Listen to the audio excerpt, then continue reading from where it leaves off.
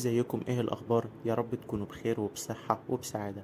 عادل امام واحد من اشهر الممثلين في الوطن العربي، معروف بالادوار الكوميدية اللي عملها في افلام سياسية ورومانسية واجتماعية، ولحد دلوقتي بيتعمل كوميكس من مشاهد افلامه على السوشيال ميديا.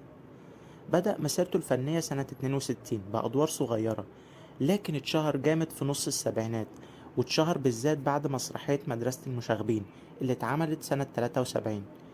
اتولد في حي السيدة سنة 40، لكن أهله من قرية شها مركز المنصورة في محافظة الدقهلية. باباه محمد إمام كان شاويش، وباباه توفى سنة 97 بالزهايمر. عاش طفولته في السيدة، بعد كده راح عاش في الحلمية، بعد كده العمرانية، المهندسين، وآخر حاجة المنصورية. اتخرج من كلية الزراعة.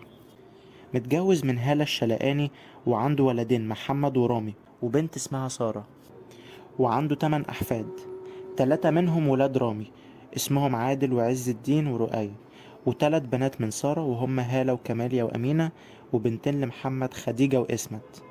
مرات رامي اسمها ياسين، وجوز سارة اسمه أحمد مقبل، ومرات محمد اسمها نورهان طلعت.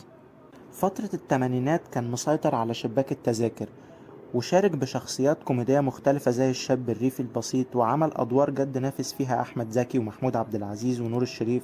فترة التسعينات أفلامه خدت طابع سياسي، بيعكس اهتمامات رجل الشارع العادي في المجتمع بشكل كوميدي، وشكل فريق ناجح جدا مع وحيد حامد والمخرج شريف عرفة.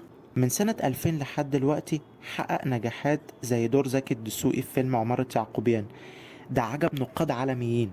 غير كده أفلامه ناجحة برضه زي حسن ومرقص وبوبس ومرجان أحمد مرجان. ما ننساش برضو انه كون ثنائيات مع كذا حد زي سعيد صالح، احمد راتب، يوسف داوود، سعيد طرابيك، خالد سرحان، ضياء المرغني، كمان لبلبة ويسرى. اختاروه سفير للنوايا الحسنة في شؤون اللاجئين اللي تبع الأمم المتحدة، وبقى معروف بكده على المستوى العالمي. أفلامه دايما بتثير الجدل وتعرض لانتقادات، وأشهر قضية كانت سنة 2012 لما اتحكم عليه غيابيا بتهمة ازدراء الأديان، لكن كسب القضية لما برأته محكمة جنح الهرم. عادل إمام فاز بجوائز كتير.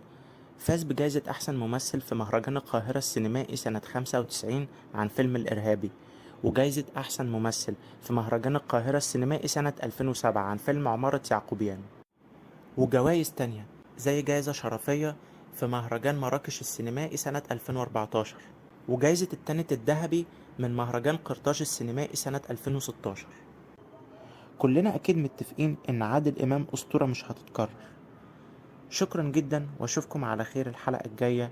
كل الصحة، كل السعادة. السلام.